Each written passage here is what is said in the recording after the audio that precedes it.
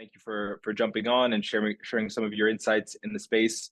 Um, so you've been running Source Medium for a while. For those who aren't as familiar as I am, can you describe in a few words what you're working on?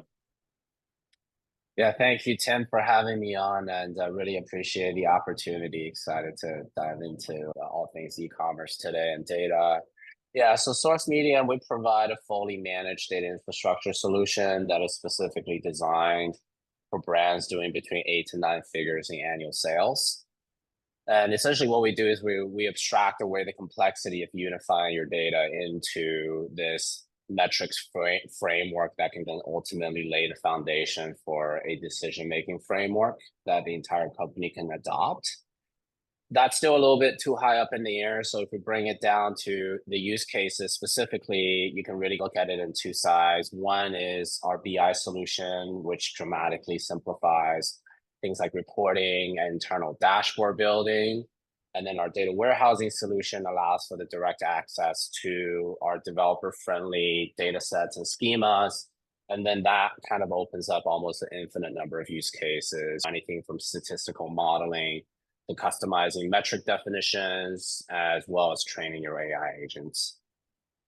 So really, do you feel like you're competing more today with a Looker type of company as opposed to other like triple whales of the world? Yeah, we actually see ourselves as actually directly competing with the modern data stack. And that is a concept that kind of goes across industries, right? This is really around businesses that are essentially building their data management infrastructure in-house, right? Things adopting things like Fivetran to BigQuery to transforming the data with tools like dbt or Dataform, and ultimately to a lot of the hidden layers of data management, right? Anything from data observability and quality control to governance and metric definitions and schema definitions, and then BI, which is like where Looker sits ultimately. So I think the problem that we uncovered is a lot of brands adopted these solutions not knowing really how complex and expensive it was going to be to build and to ultimately maintain. So that's where we come in. We essentially focus on what is the output of a modern data stack. And that is similar across many businesses that have omni-channel sales, but with a heavy e-commerce focus. So that's where we can come in and just get you from 0 to 100 super, super quickly. But you also know that this infrastructure is battle tested across over $2 billion of annual GMV that we process. Maybe to put it, is there like a cool case study that you can highlight from a recent client where the impact Yeah. that you guys delivered is so clear and obvious? Yeah, so my favorite example is we've been working for a few months now with CPAP.com. So they are a direct to consumer, they sell CPAP machines and related accessories and products, right? So they were on Magento with a lot of internally built technology, and that includes the data management infrastructural stuff. And so I think they had a lot of pain points around just the cost of maintaining that infrastructure and the ultimate ROI that was hard to see. I think there was just still a lot of friction in terms of like individual leadership as well as operators being able to access the data that they need and can trust to make decisions. So since they were already migrating e-commerce platforms, we had an opportunity to also have them dramatically simplify the data management side of it into Source Medium. So then what their tech team is able to do now is they can just like specifically focus on investing into things that are specific to their business, right? We also have done a lot of great work with them in terms of getting the number to be boardroom ready, to be numbers that FP&A can accept, right? The Mhm. CFO would be happy about. So they're able to swap out some of our cost components, but take our revenue figures and other components that combines ultimately into the KPIs that the entire company should care about. So I think what's really powerful there is think about when the CEO, the CFO, the CMO, all the way down to the email marketing manager and the CX manager using one set of metrics and one set of definitions to make decisions. So I'm really excited about where that's headed. The other example that's been really cool is with our agency offering. So one of our earliest adopters is the Snow Agency, which is now part of Avenue Z. So they've actually been able to build an entirely white labeled dashboard business on top of our infrastructure, right? So that's provided them with a lot of differentiation and helped them significantly increase close rate and just increase the amount of insights and value that they can offer to their customers besides like managing media. So that is like a core part of their offering now, where they can essentially create these very intricate dashboards that they know are going to perform, and then they know they can trust the numbers on to further help their customers and increase the value that they provide. I want to know, like, how, when you're competing against the modern tech stack or modern data stack as you've described, that's a lot of companies that are billion-dollar companies that are going to be replaced by source medium.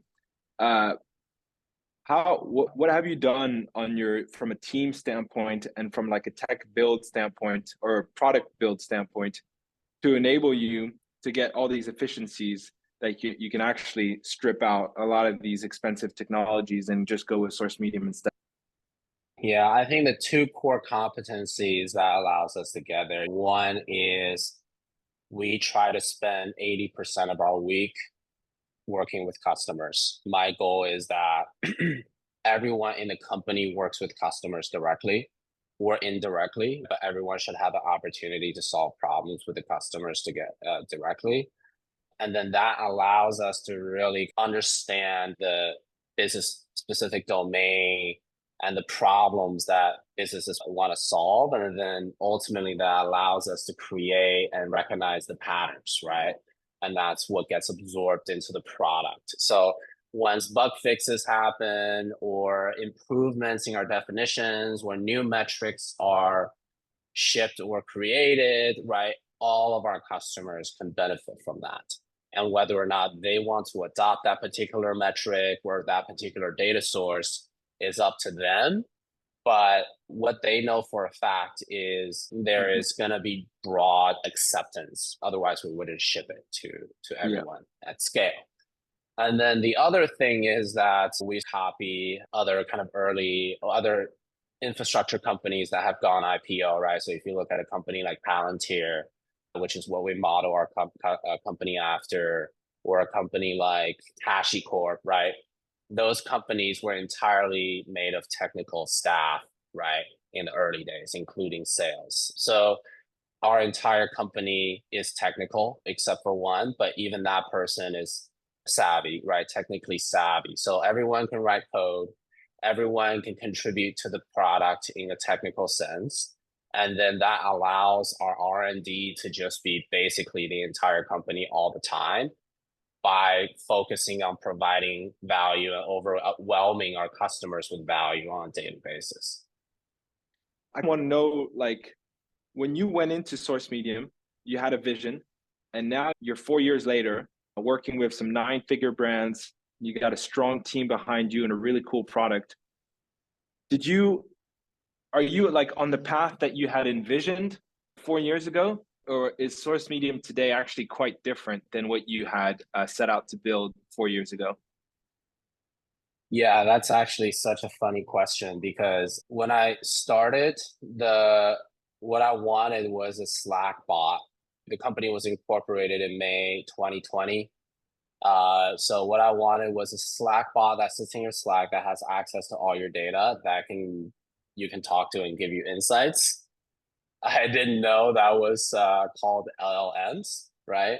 So I had no idea how to build that, to be honest. And it ended up becoming like a daily Slack reporting bot, which became actually semi-popular, where it had to be taken down, but it's coming back because of the API versions.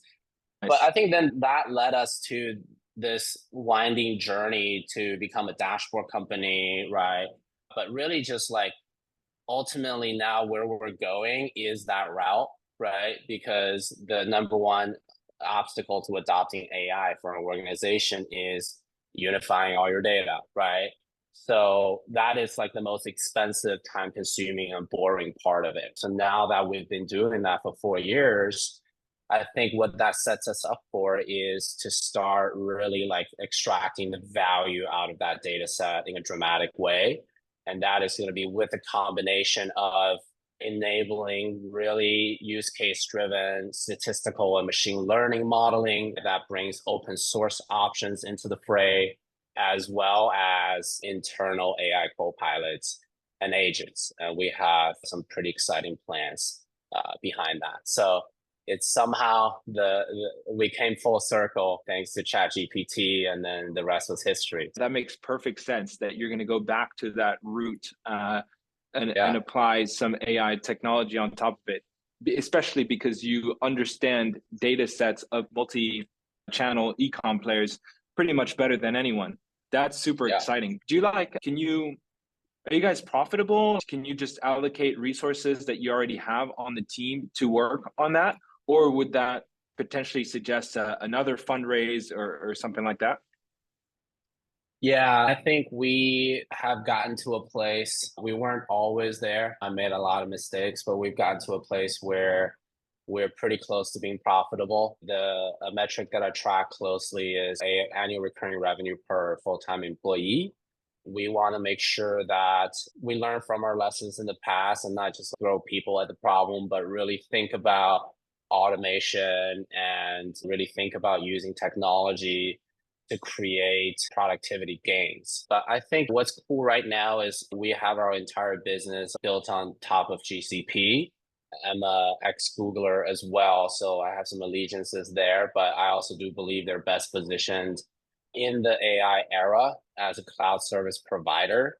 So we've been getting a lot of businesses onto GCP. We've gotten a lot of businesses to switch from other clouds like AWS and Azure onto GCP, and our solution is flexible as well. You know, we can enable other clouds using GCP as the foundation. So Google is slowly recognizing that, and we're actually working with Google directly on like doing some proof of concepts by enabling like both Gemini Pro 1.5 right on top of your data, as well as open source alternatives like Llama, right? So